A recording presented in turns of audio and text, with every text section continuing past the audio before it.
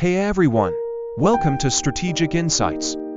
Let's explain how Bitcoin works in just 2 minutes. Bitcoin is a digital currency created in 2009 by an anonymous person or group known as Satoshi Nakamoto. Unlike traditional money, Bitcoin is decentralized and operates on blockchain technology.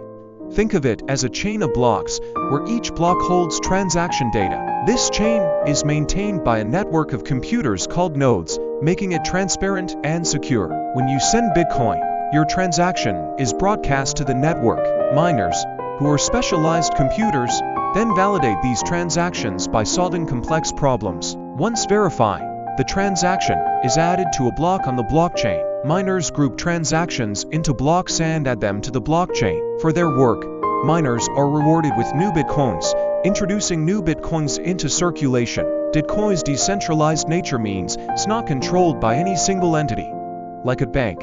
This makes it resistant to censorship and fraud.